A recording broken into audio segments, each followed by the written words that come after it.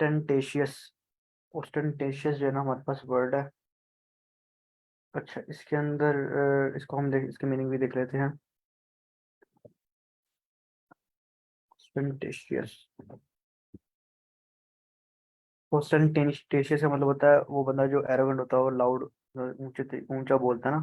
ठीक है, या अगर जो फजूल खर्च के भी सेंस में, एक्सेसिवली शो ही ना, जो क्या कहते हैं, शो कराता है कि मेरे पास ये, तो मेरे पास वो, इस तरह की। ठीक है, एरोगेंसी की फॉर्म में भी है। ठीक है, एरोगेंट का मतलब पोम्पस भी होता है। पोम्पस का मतलब होता है कि एक, जो इतरा इतरा के आपने किसी को बोलते नहीं है, उस तरह की फॉर्म में। नेक्स्ट करते हैं, ऑस्टेंटेशियस मींस एरोगेंट। ठीक है, okay. Next word is admonitory. Admonitory means serving to warn. ठीक है, यानी कि आपने किसी को वार्न करना, स्पेशली ना, कि ये काम नहीं करो। और इसके भी देख लेते हैं, वार्निंग, कॉशनरी। ठीक है, एड मॉनिटरी मतलब आपने इसको मॉनिटर से याद करें। मॉनिटर का मतलब चेक एंड बैलेंस होता है। Check and balance also mean warn करना। ठीक है, तो ध्यान से बंदा की चीजें मॉनिटर से याद करें, याद होगा। नेक्स्ट करते हैं, new word is expound. Expound means adding details या एक्सप्लेनेशन। ठीक है, एक्सपाउंड से ना आप इस तरह, एक्स मतलब कि एक्स मतलब ज्यादा जो चीज, और पाउंड मतलब कि आपने एक्सप्लेन करना ना, एक्सप्लेन आपने ज्यादा करना। इस तरह आप याद करें इसको, एक्सपाउंड करना, ज्यादा एक्सप्लेन करना, डिटेल में जाना। ठीक, तो कहते हैं हम एक्सपाउंड। सही हो गया, नेक्स्ट करते हैं। Next word is contingent. Contingent means gathering a person or representative of some larger group. Okay, let us check it. Contingent, contingent mean delegation. जब वो जो ग्रुप्स बना के चलते नहीं है, क्या कहते हैं, किसी सेमिनार्स वगैरह में ग्रुप्स आप बना के, या सॉफ्टवेयर हाउस वाले ये करते हैं कि तीन चार बंदे अपने ग्रुप बना के भेज देते हैं फॉर द मीटिंग्स के लिए ना। तो डेलीगेशन भेजते हैं, या वो आपस में कंट्री जो बड़े बड़े फोरम्स पे इकट्ठा होती है, तो उनके डेलीगेट्स जो होते हैं वो जाते हैं। ठीक हो गया, तो वो उस फॉर्म में आएगी। तो इसकी और मीनिंग होता है, एज एन एडजेक्टिव यूज होगा तो वो रैंडम की फॉर्म में, करके वो चीज़ रैंडम हो रही है, या कोई चांस है अकरंस का ना। कॉन्टीजेंट में इसकी पॉसिबिलिटी है किसी चीज़ की। ठीक है, तो वो भी यूज होगा, और अगर एज ए नाउन यूज होगा तो फिर वो एज ए डेलीगेशन भी है और पॉसिबिलिटी भी है, दोनों यूज हो सकता है। ठीक है, डेलीगेशन एंड पॉसिबिलिटी। नेक्स्ट करते हैं, कोपियस। कोपियस मतलब जो ज्यादा सप्लाई होगी।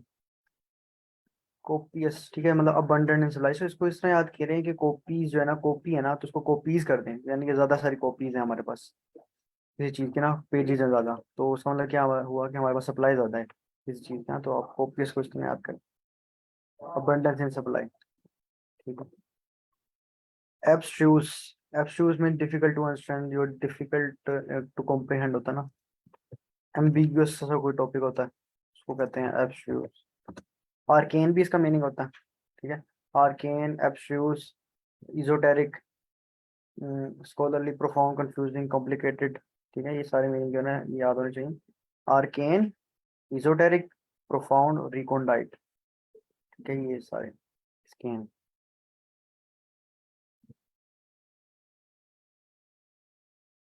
इंट्रांसिजेंट। Intransigent mean unwilling to change one belief or course of action. Unwilling to change one belief or course of action. Okay, जो बंदा जिद्दी टाइप होता है ना, ऑब्स्टिनेट होता है, उसको कहते हैं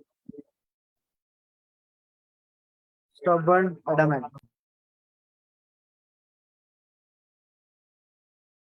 स्टबर्न एंड एडमेंट, ऑब्स्टिनेट हो गया, और क्या है, उडूरेट हो गया, इस तरह की मीनिंग है।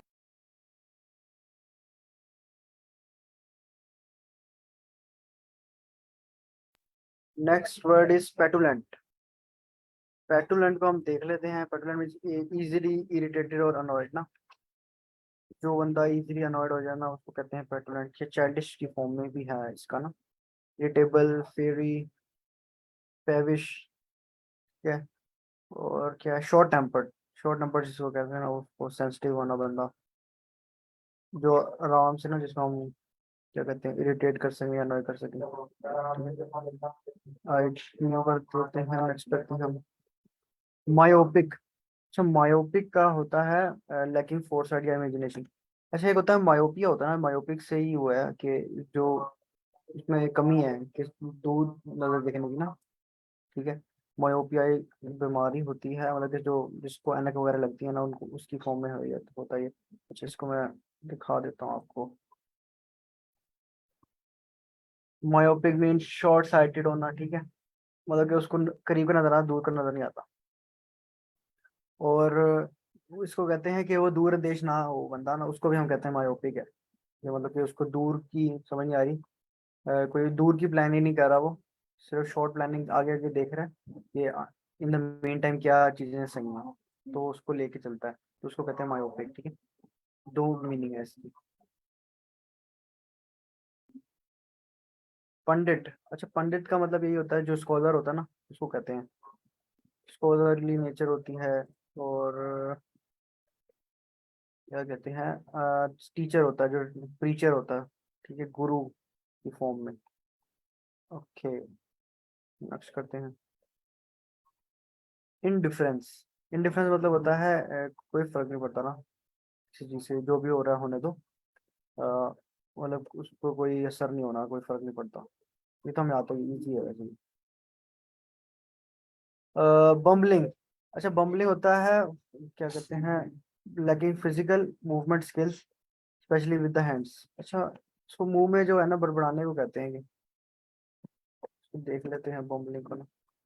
हमिंग, बजिंग, जिपिंग, मतलब कि साउंड निकालना। Fumbling, stumbling, chatting. अच्छा, वो मुंह में ही जो आवाज निकालते हैं ना, उसको कहते हैं बम्बलिंग, है ना। मतलब हल्की सी आवाज निकालना कि पता भी नहीं चलेगा दूसरों को ना, ठीक है। वो चीजें वो सारी हैं।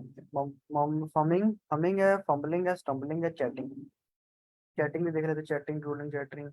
मतलब वो जो वही आवाज निकालना, स्पीक रैपिडली, इनआर्टिकुलेटली, अनयूजली, अनइंटेलिजिबली, मतलब आवाज निकालना अंदर ही अंदर, ठीक हो गया। ओपैक। ओपैक का होता है डार्क किसी चीज ना, जो समझ नहीं आती है। ओपैक ऑब्जेक्ट्स हमने ना फिजिक्स में कंसेप्ट पढ़ा था। ओपैक होता है जिसके, वो बंदा, वो चीज जिसमें रोशनी भी पास नहीं होती, वो ऑब्जॉर्व कर लेता सारी, यानी कि ब्लैक ऑब्जेक्ट्स जो होते हैं ना सारे, वो ओपैक होते हैं। तो ब्लैक को आप इस सेंस में कंसिडर करें कि वो कोई चीज हमें समझ नहीं आ रही, यानी कि नॉट क्लियरली अंडरस्टूड है वो, ठीक है। सारी हर चीज ऑब्जॉर्व कर ली, कोई उसको समझ नहीं आ रही, उसको बोलते रहो। तो ये चीजें मैं आपको दिखा भी देता हूँ। एम्बिगुअस ही चीज है। क्रिप्टिक, क्रिप्टिक भी आता है काफी वर्ड, ऑब्सक्योर, क्रिप्टिक, एम्बिगुअस, वैग होना, एनिग्मेटिक होना, मिस्टीरियस होना, ये सारे ओपैक है, ठीक है।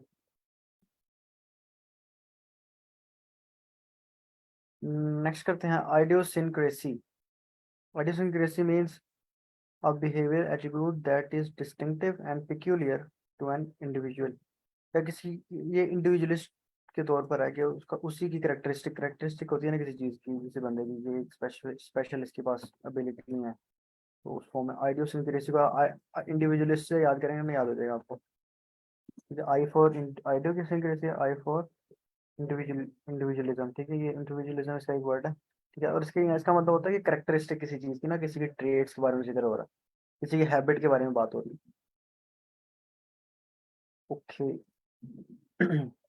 Next word is apocryphal, being of questionable authenticity. मतलब एम्बिगुअस सी चीज होती है, जो झूठ पर होती है, जिसका ट्रुथ का पता नहीं होता कि वो सच है या नहीं, ठीक है। अनऑथेंटिक होना, हाइपोथेटिकल होना, अनडॉक्यूमेंटेड, मिथिक होना, लेजेंडरी, तो मीनिंग भी दे रहा, फिक्शनल होना भी कह सकते हैं, ये ज्यादा क्लोज आपको दे दे, मतलब एपोक्रिफल।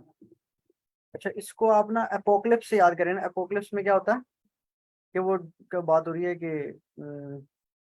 जैसे कुछ कुछ मूवीज होती है ना, जिसमें एपोक्लिप्स का जिक्र करते हैं कि zombies वगैरह आ जाते हैं, तो ये वो क्या होता है, वो एक फिक्शनल है चीज, ठीक है। तो आप उससे याद करें, फिक्शनल है। या वो पानी इतना ज्यादा आ गया, शार्क्स आ गई, इस तरह की जो मूवीज होती है ना, वो कहते हैं वो वो होती हैं, उसको फिक्शनल से आप ना रिलेट करके याद करें तो याद हो जाएगा। ठीक है, मतलब अनक्लियर, अनक्लियर कह रहा हूँ, अनऑथेंटिक कोई चीज़ हो। नेक्स्ट करते हैं exalt. Exalt means to praise और ग्लोरीफाई, किसी की तारीफ कर देना या उसको ऑनर करना। ठीक है, एग्जॉल्ट का मतलब है। नेक्स्ट करते हैं incorrigible. Incorrigible, incorrigible means impervious to correction by punishment. इसके भी मीनिंग देख लेते हैं आसान से। होपलेस होना, इनक्योरेबल होना। अच्छा, इसका नाउन में अगर देखें हम तो डेलिंक्वेंट आता है। ठीक है, डेलिंक्वेंट मीन्स बैंकरप्ट होना। ठीक है, और होपलेस में आ रहा है कि उसमें कोई होप नहीं है। और आप इसको एक मिनट इसको देख लेते हैं और कोई वर्ड ताकि याद हम करने का तरीका देंगे। इन इनकोरिजिबल है, और इसमें इररिमेबल, अनरिडीमेबल, इरिवर्सिबल, इरिपेरेबल। इसको हम इरिपेरेबल से भी याद कर सकते हैं, अगर आई से स्टार्ट हो रहा हो, इरिपेरेबल एंड में B L E R, irreparable से। या अनकवरेबल, जो भी आपको लगता है इनमें से कि आपको याद हो जाएगा वो आप एक रख लें तो याद हो सकता है। ये आई से कोई वर्ड याद कर लेंगे तो याद हो जाएगा। इरिपेरेबल कर लें, ठीक है, या इरिवर्सिबल कर लें, तो यानी कि कोई ऐसी चीज जो अनकेपेबल है कि क्योर क्योर उसका नहीं मिल रहा। ठीक है, यानी कि दर्द दुख ज्यादा है। ठीक है, या इसको इनक्योरेबल से याद कर लें। इनक्योरेबल ज्यादा सूट करेगा। ये देखें, इनक्योरेबल है और यहाँ पे इनकोरिजिबल है। ठीक है, तो इन तो शुरू में है। ठीक है, उसको कोरिग है ना, ये यहाँ पे जो कोरिग है इसको आप क्योर से याद कर लेंगे तो याद हो जाएगा। इनक्योरेबल। ओके, नेक्स्ट करते हैं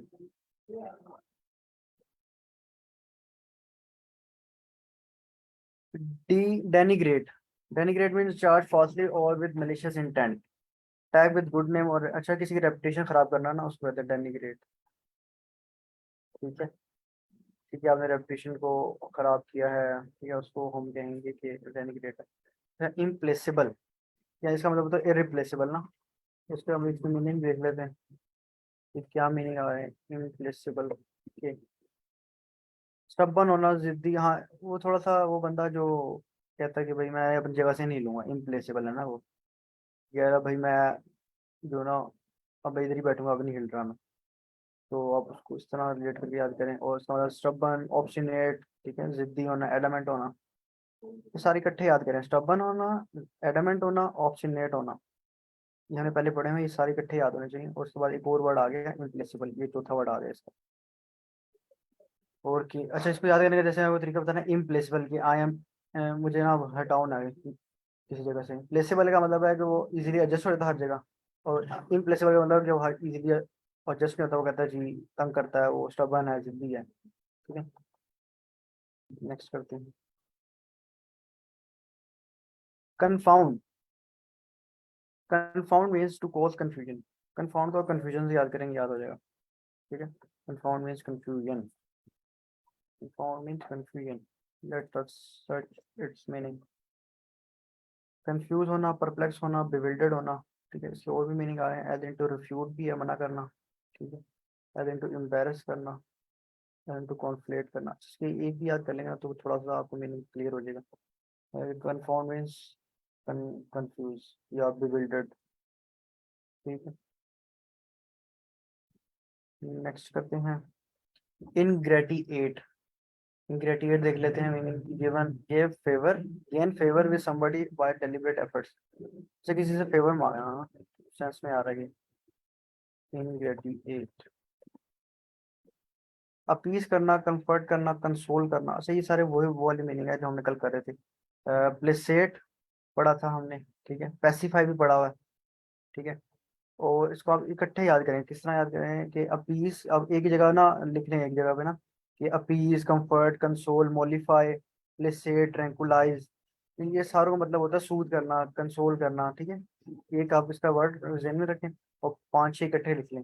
पेसिफाई, प्लेसेट, अपीज, कंफर्ट और कंसोल, उसके साथ एक और वर्ड ये वाला ऐड हो जाएगा, इनग्रेशिएट। ठीक है, तो इकट्ठे याद करेंगे, छह सात इकट्ठे, तो आपको काफी अच्छी वो हो जाएगी, ग्रिप हो जाएगी, जल्दी जल्दी याद होने शुरू हो जाएगी। ठीक है, और उनको बार बार वो करना, रिवाइज। ठीक हो गया। नेक्स्ट करते हैं reconcile, make one thing compatible with another. या किसी चीज की कंपैटिबिलिटी चेक करना ना, उसको कहते हैं रिकॉन्साइल।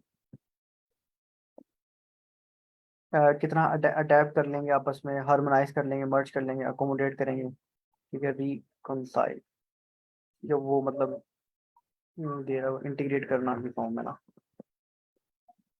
नेक्स्ट करते हैं टोर्टुअस। टोर्टुअस का देख लेते हैं, mark by repeated turns and bends. अच्छा, इसको ना हम याद, ये इसका बेसिकली मीनिंग है वाइंडिंग। ठीक है, मतलब राउंड राउंड, जैसे वो पंखे की वायरिंग होती है ना, वो राउंड राउंड होती है पूरी, वाइंड होती है पूरी ना वो। तो टोर्टुअस मीन्स कोई चीज राउंड राउंड राउंड है। ठीक है, और कोई कहानी बना के याद कर सकते हैं, जैसे इसको आप टोर्टोइस से याद कर लेंगे। टोर्टोइस जो है राउंड घूम रहा है, और राउंड घूमने की वजह से इसका मीनिंग भी आप बेंडिंग, राउंड और या टर्न्स की फॉर्म में याद कर लेंगे। चलें, सही हो गया। नेक्स्ट करते हैं। अच्छा, ये उन्होंने अपना वर्ड दिया हुआ है, इसको हम स्किप करते हैं, मगूश प्रैक्टिस एग्जाम के नाम से। Next word is temperance.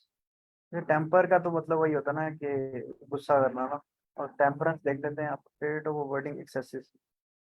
Temper, अच्छा टेम्पर का मतलब होता है कि, एक मिनट, टेम्पर तो देख लेते हो ओवरऑल ना मीनिंग इसका। Temperance, temperateness, moderation. अच्छा, ये बर्दाश्त की फॉर्म में है ना, कि आप कितना बर्दाश्त है, टेम्परेट है, मॉडरेट है। तो टेम्पर का भी मीनिंग देखना है, अगर टेम्पर का भी सेम है तो फिर वही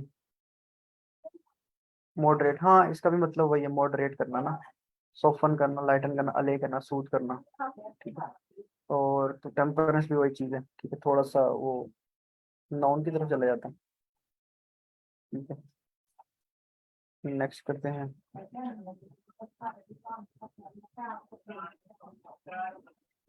अच्छा, next word is fourth coming.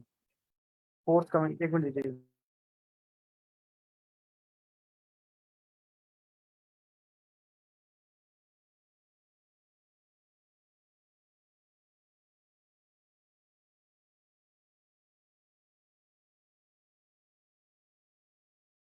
अच्छा, फोर्थ कमिंग जो है ना, वो है अवेलेबल व्हेन रिक्वायर्ड और एज प्रॉमिस।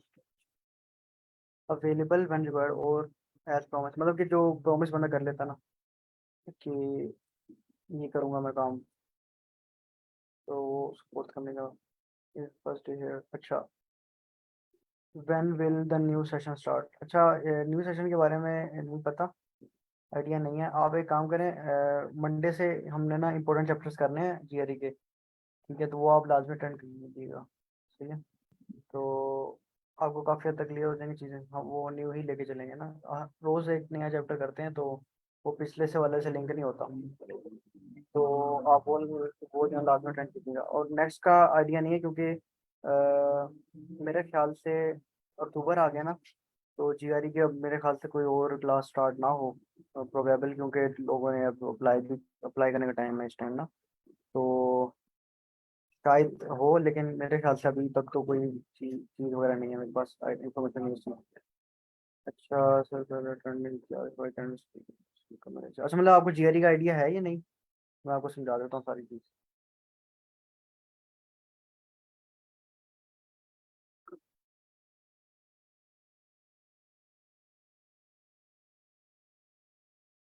हाँ जी, आपने ने अगर पिछली चीज़ें नहीं भी पढ़ी ना, तो आप अंडरस्टैंड कर पाएंगे, क्योंकि वो क्या कहते हैं, लेक्चर से पहले थोड़ा सा एक्सप्लेन भी करूँ ना कि क्या क्या फॉर्मूलाज यूज़ होंगे इसके अंदर ना, या सवाल के दौरान ही आप उनसे आप पूछ सकते हैं, कोई इशू की बात नहीं है। बिल्कुल वो वाला मैथ है, हमने जो एफएससी से पहले पहले सारा किया मैंने, वो वाला मैथ है। तो उतनी मुश्किल चीज़ नहीं है ये मतलब कैलकुलस वाली चीज़ें नहीं है इसके अंदर ना। तो सिंपल जो हमने प्रोबेबिलिटीज वगैरह की हैं वो हैं। और चलिए मैं आपको खोल के भी दिखा देता हूँ ना, एक मिनट, वो बुक ना जो हम लेके चल रहे हैं। यस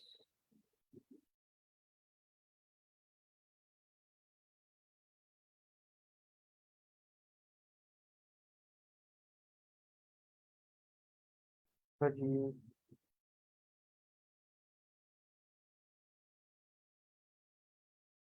क्या वो चैप्टर की लिस्ट दिखा देता ना, आपको समझ लग जाएगी कि किस तरह लेके चल रहे हैं हम। ये आता है आपको दिखाता हूँ।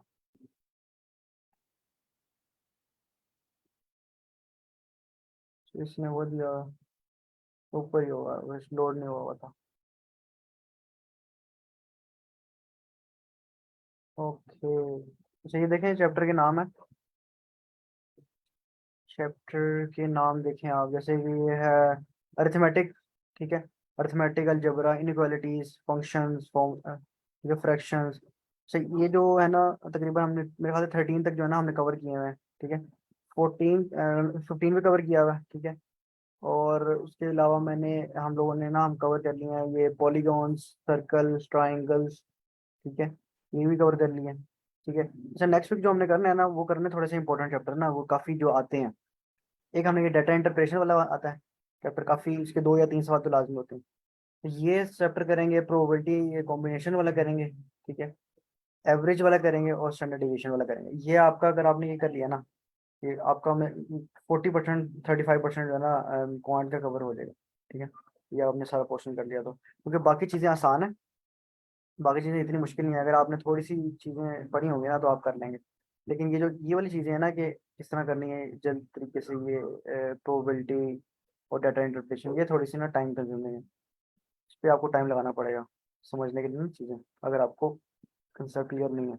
ये भी चैप्टर आसान है, एवरेज और ये जो मीडियन है ना, ये भी हमने पढ़े हैं, ये बहुत ईजी है। सबसे जो तंग करने वाली जो चीज़ है ना वो है डाटा इंटरप्रिटेशन और प्रोबेबिलिटी एंड स्टैट्स, ठीक है। बाकी ओके ऐसे, बाकी इतना मुश्किल नहीं है। बाकी प्रैक्टिस सही है आपकी, जितनी अच्छी प्रैक्टिस होगी वो करेंगे, और वर्बल पे आपके क्या कहते हैं वो कैब आपकी स्ट्रॉन्ग होनी चाहिए, फिर आपकी इंशाल्लाह ओवरऑल कंबाइंड अच्छा स्कोर आ जाएगा। अच्छा आप मुझे ये बताएं, आप अप्लाई कर रहे हैं इस टर्म के लिए या नहीं? आपका मतलब कौन सा सेमेस्टर है, या आपने ग्रेजुएशन कर ली है बिलाल भाई? ये क्या उसने पढ़ा था तो आई थिंक हाँ जी हो तो जाएगा, लेकिन थोड़ा सा ट्रिकी होता है इसमें, ज़रा ऑप्शंस इस तरह की दी जाती हैं कि वो ना आप कंफ्यूज हो जाएंगे कि इस तरह, अगर आपने प्रैक्टिस नहीं की होगी ना तो आप आपको चीज़ें ना सही समझ नहीं आएंगी कि क्या क्या हो सकता है, क्योंकि पॉसिबिलिटीज़ काफ़ी ज़्यादा निकल जाती है ना उसमें, ठीक है। अच्छा अब 6 सेमेस्टर है, अच्छा 6 सेमेस्टर है ना आपका, तो आप ना इस दफ़ा आप क्या आपका जीपीए 3.3 से ऊपर है या 3 से ऊपर है, क्या मतलब क्या जीपीए का स्टेटस है आपका?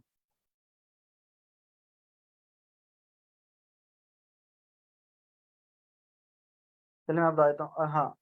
अच्छा कोशिश करेंगे जो 2.8 है ना, इसको थ्री थ्री कोशिश करेंगे ऊपर चला जाए, और मेरे ख्याल से अगर आपका जीपीए जो है 2.8 है अभी, और आपका अगर 6 सेमेस्टर का रिजल्ट नहीं आया तो आप अभी भी ट्राई कर सकते हैं 3 से ऊपर लेके जाने की। मेरा एक दोस्त था, उसका 6 सेमेस्टर में 2.75 था, और वो काफ़ी उसने मेहनत करके ना वो 3 से ऊपर लेके गया था। तो आप भी ट्राई करें कि इसको 3 से ऊपर लेके जाएं, क्योंकि मोस्टली यूनिवर्सिटीज़ की जो रिक्वायरमेंट है ना वो 3 है, ठीक है। तो आप एटलीस्ट मिनिमम क्राइटेरिया तो पूरा करें ना, 3 तक इसको लेके जाएं, जितना जीपीए हो सकता है उसको बेटर करें, ठीक है। और बाकी चीज़ें फिर हम बाद में साथ साथ डिस्कस कर लेंगे।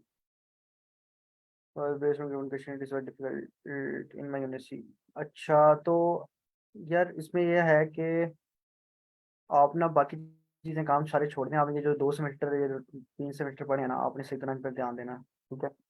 इस पे आपने कॉम्प्रोमाइज़ नहीं करना आप, क्योंकि ये है जीपीए लेने वाले आप हैं, क्योंकि अब अगर आपका 2.99 भी हुआ ना तो आप अप्लाई नहीं कर पाएंगे, ये आप ध्यान में रखें, ठीक है। आपकी यूनिवर्सिटीज़ की जो शॉर्ट लिस्टिंग है वो बहुत कम हो जाएगी, आप फिर मैथमेटिक्स डिपार्टमेंट्स वाले में अप्लाई कर पाएंगे, ठीक है। तो कुछ यूनिवर्सिटीज, बहुत बहुत कम यूनिवर्सिटीज ऐसी यूएस में जो 2.5 पे आपको ना अप्लाई करने की इजाज़त देती थी, और ये सिर्फ वो है जो आप सिर्फ अप्लाई करने की आपकी इजाज़त है, अब एडमिशन की गारंटी अभी भी नहीं है, ठीक है। तो इसका फिर ये हल है कि अगर आपका 3 से ऊपर क्रॉस नहीं होता ना, तो फिर आपने फिर एमएस फिर आपको करना पड़ेगा, और कोई फिर इसका हल नहीं है, ठीक है।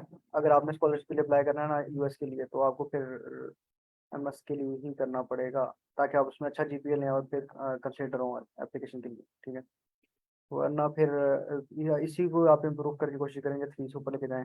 आप ग्रुप स्टडी करें, अकेले बैठ के ना पढ़ें, ग्रुप स्टडी में पढ़ेंगे तो आपको चांसेस ज़्यादा होंगे कि आप सही पढ़ पाएंगे। कि ग्रुप में लेके चीज़ों दोस्तों को ग्रुप में लेके बैठें और वहाँ पे स्टडी करना है, असाइनमेंट्स टाइम पे कंप्लीट करें, असाइनमेंट खुद करें, किसी को ना कहें कि आप खुद कोशिश करें कंप्लीट करें। तो ये चीज़ छोटी छोटी चीज़ें हैं, तो आपका इंशाल्लाह जीपीए 3 से ऊपर हो जाना चाहिए। ठीक है।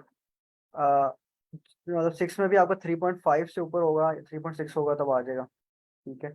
तो तीनों सेमेस्टर में आपने 3.6 से ऊपर लेना है, तब जाके आपका जीपीए जो है ना 3 क्रॉस करेगा। अच्छा, आई विल ट्राई, बस ठीक हो गया। मास्टर सर फॉर में करने है तो there is no other way to compensate GPA. फिर आप कोई और कंट्रीज देख सकते हैं अगर आपका 3 से कम रहता है, लेकिन कोशिश करें कि यूएस टारगेट करें तो ज़्यादा बेहतर होगा। ठीक है। तो ये चीज़ें हैं। हाँ, कोई और कंट्री देख लीजिएगा, अगर नहीं हो तो अगर आपके पास फंडिंग वगैरह है ना, तो आप थोड़ा सा ये फिनलैंड वाली साइड पे भी देख सकते हैं, वो आपको थोड़ा सा ऑफ भी दे देते हैं। ठीक है। और ऑस्ट्रेलिया वाली साइड पे भी देख सकते हैं, कनाडा वाली साइड पे भी देख सकते हैं। तो और आप ब्लॉक अकाउंट मैनेज कर सकते हैं, जर्मनी वाली साइड भी देख सकते हैं, लेकिन प्रेफरेबल यही है कि आप जो है ना स्कॉलरशिप पे ही अप्लाई करें यूएस की तरफ। ठीक है, क्योंकि ओवरऑल जो क्या कहते हैं चीज़ें हैं ना, जो बेटर चीज़ें हैं वो सारी उधर ही हैं। ठीक है। अच्छा, और कोई क्वेश्चन है तो हम पूछें, आप मोस्ट वेलकम। जीपीए की ना कंपनसेट करने का तो तरीके हैं, लेकिन आप एक बेसिक क्राइटेरिया पे नहीं उतरेंगे ना, तो फिर वो आप अप्लाई ही नहीं कर पाएंगे। ठीक है। आप 2.9 लेके कंपनसेट करने की जितनी मर्जी कोशिश करें, आप अप्लाई अप्लाई ही नहीं कर पाएंगे उस पर। नो, कोई कोई मसला नहीं। ये हम ना सेशन इसी तरह ही कर रहे होते हैं कि कोई किसी को कोई प्रॉब्लम होती है ना किसी चीज़ से भी रिलेटेड, तो आप वो क्लास के दौरान पूछें तो आपके कंसेप्ट हम क्लियर करेंगे इंशाल्लाह। ठीक है, कोई मसला नहीं। चलें, सही है, हम कंटिन्यू करते हैं वो कैब पे। अच्छा, एक मिनट दीजिएगा। फोर्थ कमिंग का मतलब है अपकमिंग ना, जो आने वाली चीज़ होती है उसको कहते हैं। और दूसरा इसका मीनिंग है आउटस्पोकन, या स्ट्रेट फॉरवर्ड होना, ऑनेस्ट होना, डायरेक्ट होना। ठीक है, वोकल होना। तो फोर्थ कमिंग का मतलब है ये आने वाली चीज़ जो आने आ सकती है फ्यूचर में। और दूसरा है आउटस्पोकन, जो ज़्यादा बोलने वाला होता है, ऑनेस्ट होता है, कैंडिड है, स्ट्रेट फॉरवर्ड है, डायरेक्ट है। ओके, नेक्स्ट करते हैं। डिस्क्रीट। डिस्क्रीट मीन्स जुदा होना। ठीक है, अलग अलग होना। इसके भी मीनिंग आपको दिखा देते हैं। सिंगल होना, सेपरेट होना, डिटैच्ड होना। ठीक है, जुदा जुदा जो अलग अलग चीजें होती है ना, उसको कहते हैं हम कि भाई ये जो है ना डिस्क्रीट है, एक दूसरे से ना चीजें not physically attach to another unit. ठीक है, डिस्क्रीट। जैसे डिस्क्रीट मैथमेटिक्स हमने सब्जेक्ट पढ़ा था। नेक्स्ट करते हैं spouse. Spouse means to adopt और सपोर्ट एन आइडिया और कॉज। ठीक है। अच्छा, इसके दो मीनिंग होते हैं, एक मैरिज की फॉर्म में भी है और एक ये जो इसने बताया वो भी है। ठीक है, एज इन टू मैरी है, एज इन टू मैच है, एज इन टू वेड है। ठीक है। और या एज इन टू प्रपोज, वही वाली सेंस आ गई मैरी वाली। और एज इन टू अडॉप्ट जो उसने बताया हुआ है, अडॉप्ट मतलब कि इम्ब्रेस करना ना। तो मैरिज में भी यही होता है वैसे, अपना इम्ब्रेस कर देते हैं एक दूसरे को ना, मतलब कि कबूल करते हैं। तो उससे भी याद हो सकता है ई स्पाउस जो है ना, तो आप स्पाउस से याद करें। स्पाउस मीन जो है पार्टनर है, और पार्टनर का मतलब है मैरिज ना। ठीक है, तो इससे आप याद करें। नेक्स्ट करते हैं डेकोरम। सर डेकोरम होता है क्या कहते हैं इसको एग्जैक्ट वर्ड नहीं आ रहा, अभी मैं देखूंगा ना वर्ड तो आप मेरे जहन में आ जाएंगी चीज़ें ना सारी। सर डेकोरम का मतलब होता है कि आपने जैसे एटिकेट्स नहीं होते क्लास में, जैसे टीचर आपको ना कभी कभी आप जब स्कूल में होंगे ना तो आपको बोलेंगे क्लास का डेकोरम जो है ना आपने मेंटेन रखना है। तो डेकोरम का मतलब होता है कि आपने डिसेंसी से बिहेव करना है, सिविलाइज तरीके से आपने रहना क्लास में। तो ये चीज़ें, हाँ, ये सारे इसकी मतलब है एटिकेट, डिसेंसी। तो डेकोरम को डिसेंसी से याद करें, डिसेंट कोई चीज़ है। ठीक है, डिसेंसी, कर्टेसी, पोलाइटनेस, ये सारे इसकी मीनिंग है। नेक्स्ट करते हैं प्रैग्मेटिक। प्रैग्मेटिक मतलब प्रैक्टिकल, इसको आप प्रैक्टिकल से याद करेंगे जल्दी याद हो जाएगा। ठीक है, मतलब कि ख्याली प्लान नहीं बनाता, वो थोड़ा सा प्रैक्टिकल चीज़ें सोचता है और फिर अमल करता है उसको। ठीक है, प्रैक्टिकल होना, रियलिस्टिक होना, सेंसिबल होना, लॉजिकल होना। ठीक है, ये सारे प्रैग्मेटिक। ये है प्रैग्मेटिक को आप प्रैक्टिकल से याद करें। Large S extremely generous and giving. तो इसको जी की, इसके अंदर जी आ रहा है ना, तो गिविंग की फॉर्म है, लार्ज है तो ज्यादा गिविंग, लार्ज का मतलब है ज्यादा, और जी इसके बीच में आ रहा है, इसका मतलब गिविंग की फॉर्म है ना, मतलब ज्यादा देने वाला बंदा। तो आप जनरोसिटी से भी याद कर सकते हैं जी को। और क्या कहते हैं, लार्ज, ज्यादा ज्यादा देने वाला बंदा जो है ना, उसको कहते हैं लार्जेस्ट। ठीक है, इस तरह याद करें। प्रोविंशियल, अच्छा प्रोविंशियल होता है कोई छोटी चीज ना। देखिए पूरे कंट्री होते हैं, उसके अंदर डिफरेंट प्रोविंसेस होते हैं, ठीक है, वो छोटे होते हैं as compare to the country. तो प्रोविंशियल को आप इस तरह याद करेंगे, वो चीज जो छोटी है, कंसाइज है, ठीक है। इसको भी आपको मीनिंग दिखा देता हूँ। पैटी, पैटी भी इसका एक मीनिंग होता है, स्मॉल की मीनिंग है, ठीक है। पेरोकियल है, स्मॉल है, पैटी है, नैरो है, ठीक है, ये सारे इसकी मीनिंग प्रोविंशियल के ना। नेक्स्ट करते हैं, next word is refute. Refute होता है मतलब रिफ्यूज करना ना, या उसको गलत साबित कर देना, या गलत होना, इस सेंस में ना। रिफ्यूट, डिनाई करना, रिजेक्ट करना, ठीक है, कंट्राडिक्ट करना, डिसक्रेडिट करना भी है, ठीक है, ये सारे हैं। फॉल्स कर, फॉल्सिफाइड। नेक्स्ट करते हैं स्पूरिफिक।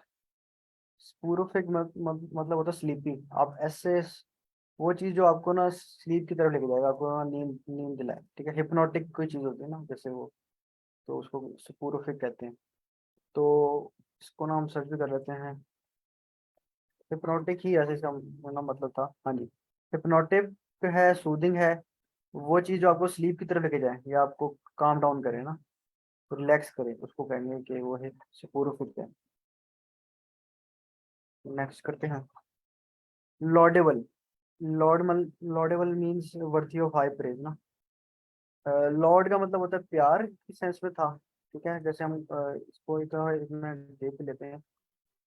प्रेज करने की फॉर्म है ना, कि आप प्यार प्यार से करते हैं तो आप प्रेज करते हैं, ठीक है, वर्दी समझते हैं उस चीज को या एडमायर करते हैं, ठीक है। इसके और मीनिंग है कंडेमेबल, इम्प्रेसिव, एक्सलेंट, प्रेज वर्दी, और मेरिटोरियस। मेरिटोरियस भी जो है ना, काफी एक दो दफा मैंने देखा है कि आया हुआ है ये ना, यूज होता है सेंटेंसेस में। मेरिटोरियस मीन्स लॉडेबल या इम्प्रेसिव या एक्सीलेंट, प्रेज वर्दी, जिसकी हम तारीफ, जो तारीफ के काबिल हो, या तो उसको कहते हैं लॉडेबल, तारीफ के काबिल। Construe, next word is construe. Construe means interpreted in a particular way.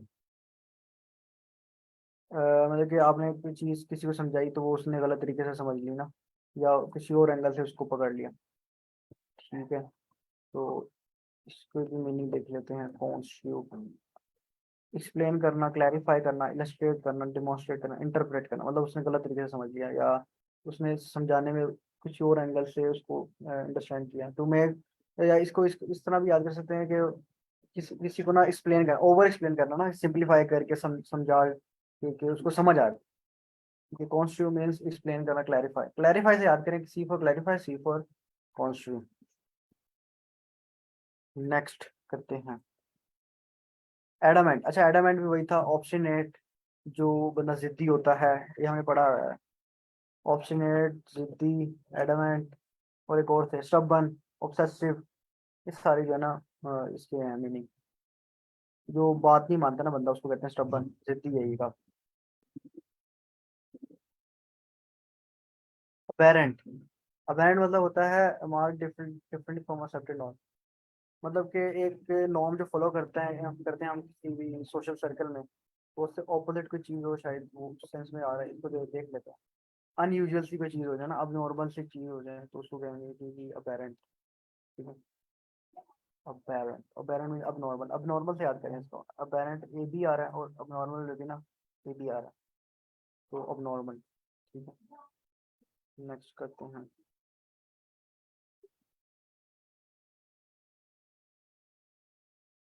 Version.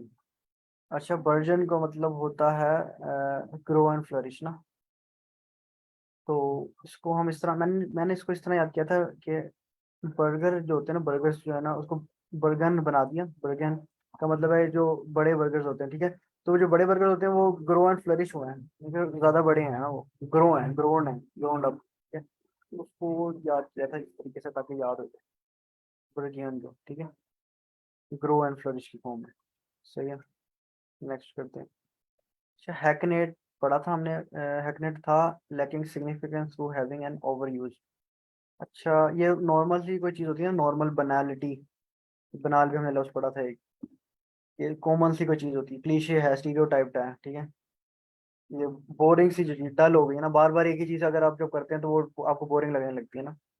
तो ये हैकनेट उस सेंस में आ रहा है कि जब आपने बार बार कोई चीज़ की तो आपको ना वो क्लीशे लगी, स्टीरियोटाइप लगी, या आप उसके कहेंगे थक गए बार बार करके, या उसको आप करने में मज़ा नहीं आता अब। तो वो उस सेंस में आ रही है, कॉमन हो गई है वो, यूजुअल है। एग्जैक्टिंग। एग्जैक्टिंग means requiring and demanding accuracy. मतलब कि एग्जैक्टिंग को आप इस तरह याद करें कि मुझे एग्जैक्ट आंसर चाहिए। एग्जैक्ट का मतलब क्या है कि मुझे रिक्वायर्ड है एक अच्छा आंसर, यानी कि जो परफेक्ट आंसर हो, ठीक है, एग्जैक्ट आंसर दो। इसका क्या मतलब हुआ? एक्यूरेसी उसको चाहिए ना, तो एग्जैक्टिंग को आप इस तरह याद करें कि डिमांडिंग एक्यूरेसी, ठीक है, मुझे एग्जैक्ट आंसर दो। तो वो इस तरह याद करें आप। अच्छा, एक्सोनरेट वर्ड है। एक्सोनरेट, इसका मतलब है not guilty of criminal charges. Not guilty of criminal charges, okay. इसको भी हम देख लेते हैं। यानी कि फ्री, इसको कहेंगे हम फ्री फ्रॉम चार्ज ना। अक्विट करना, इसके लिए प्रॉपर वर्ड है अक्विट। यानी कि किसी का ना वो जेल में जैसे वो था और उसकी जो है उसको छोड़ दिया ना जज ने, तो उसको कहेंगे हम अक्विट हो गया वो अब। ठीक है, एक्सोनरेट कर दिया, निकाल, मतलब कि निकाल, एक्सोनरेट मीन्स निकालना ना, फ्री फ्रॉम चार्ज, ठीक है। इस तरह एक्सो, एक्सो को अब एग्जिट से याद करें।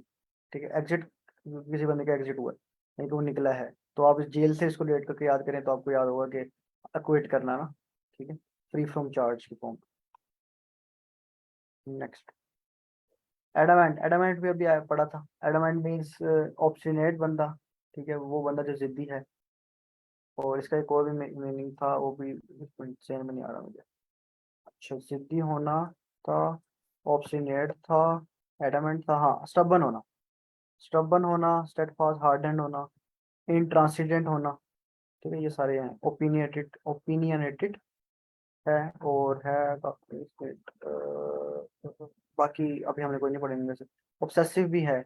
ऑब्सेसिव है, स्टबन, हार्डेंड, इंट्रांसिडेंट, ये सारे हमने अभी पढ़ लिए। तो ये सारे जो है ना एक ही मतलब है एडामेंट के फॉर्म में। आइकोनोक्लास्टिक। आइकोनोक्लास्टिक, आइकोनोक्लास्टिक मतलब डिफाइंड ट्रेडिशन और कन्वेंशन। आइकॉन, अच्छा, इसको ना आप इंडिविजुअलिस्टिक से याद करें ना, इसको याद हो जाए, मैवरिक से याद करें। मैवरिक से यानी कि जिसके अपने रूल्स हैं, वो अपने हिसाब से चलता है, ठीक है, वो सोसाइटी के नॉर्म्स को ना लेके नहीं चलता, वो अपना उसके एक रूल्स हैं।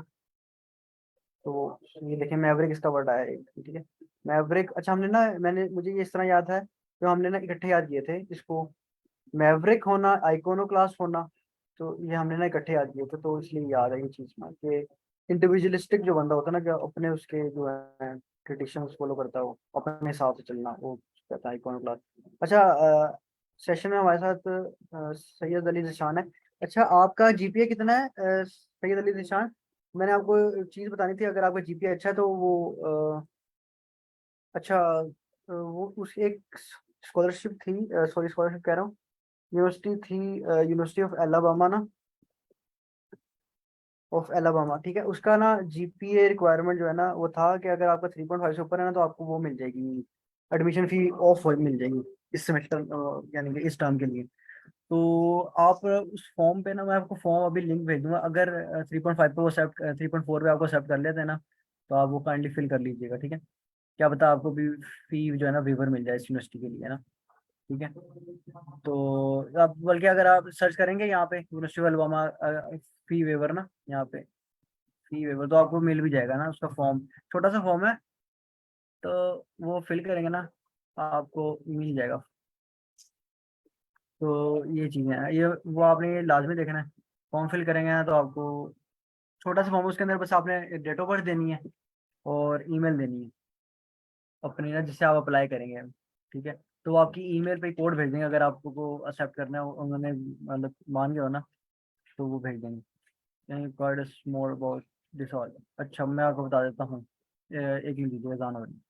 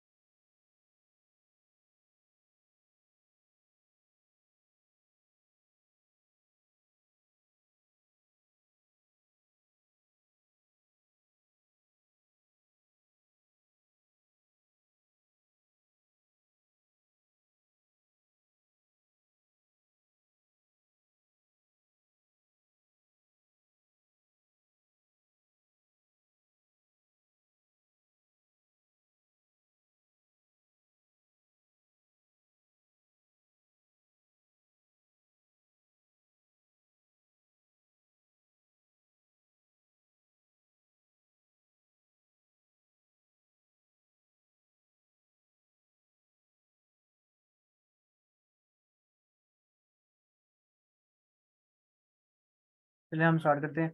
अच्छा, इसके बारे में आपको बता देता हूँ कि आपने अप्लाई कैसे करना है। आपने यूनिवर्सिटी वगैरह सर्च करनी है यूएस की ना, तो आप उनकी स्टेट सर्च करें।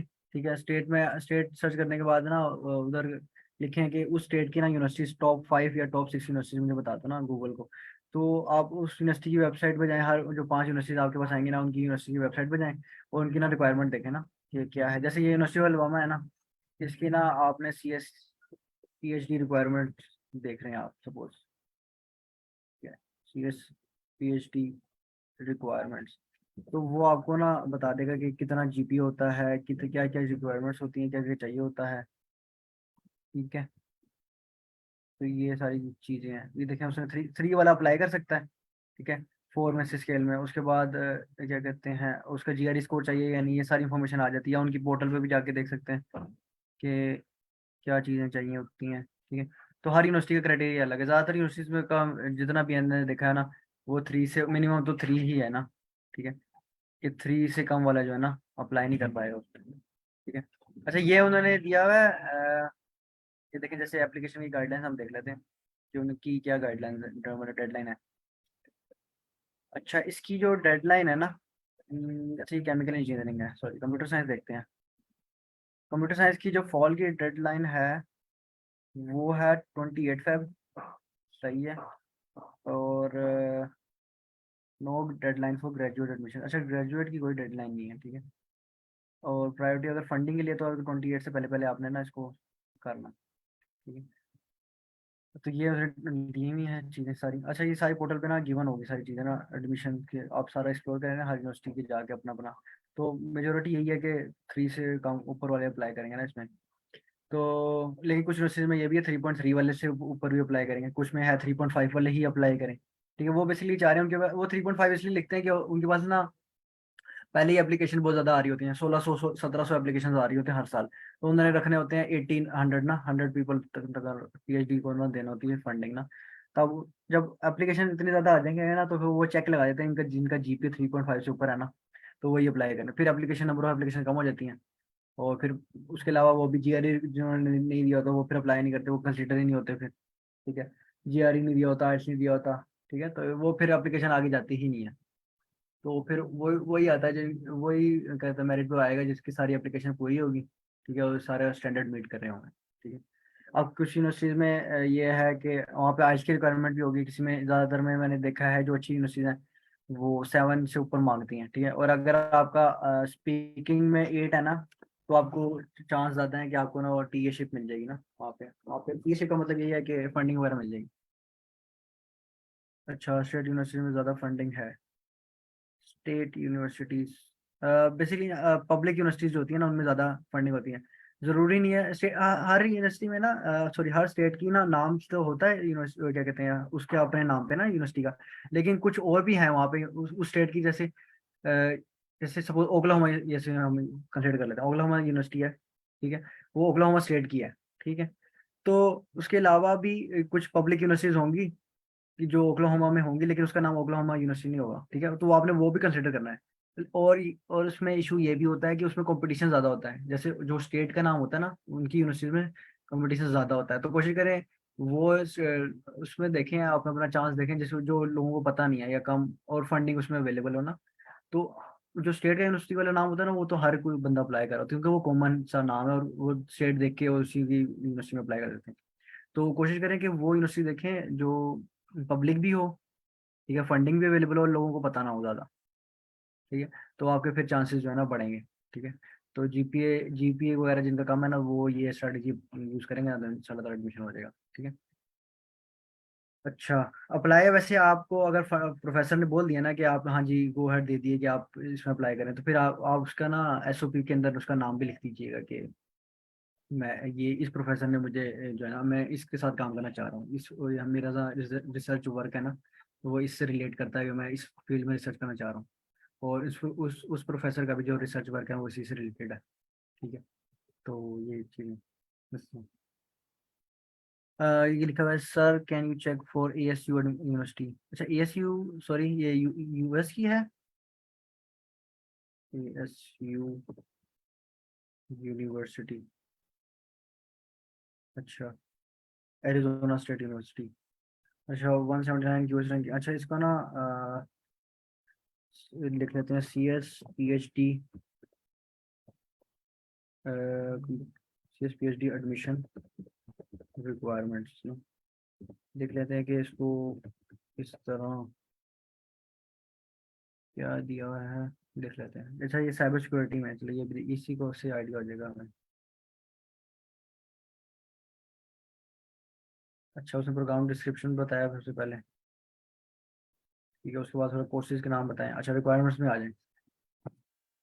अब ये देखें, ये यूनिवर्सिटी अच्छी है ना, तो उन्होंने चेक रखा हुआ जिनका जीपे 3.5 से ऊपर है ना तो वो अप्लाई करेंगे, यानी कि जो 3.5 से 3.49 वाला भी है ना वो नहीं अप्लाई करेगा इसके अंदर, ठीक है। तो ये देखें, अब मिनिमम तो 3 है, ठीक है। और इसमें यह है कि जी आर ई आर ऑप्शनल ना, तो अगर आप देंगे तो बेहतर होगा, नहीं देंगे तो कोई मसला नहीं है, लेकिन एप्लीकेशन इंप्रूव हो जाती है अगर आप जी आर ई देते हैं। तो जिनका जीपीए 3.5 से ऊपर है वो तो इसमें लाजमी अप्लाई करें, ठीक है। और बाकी अच्छा मैंने ये भी दिया हुआ है कि 3 letter of recommendation, official transcript चाहिए, एसओपी चाहिए, सीवी चाहिए और आइल्स चाहिए। आइल्स का भी देख लेते हैं कि रिक्वायरमेंट क्या है, देख लेते हैं नेक्स्ट में। अच्छा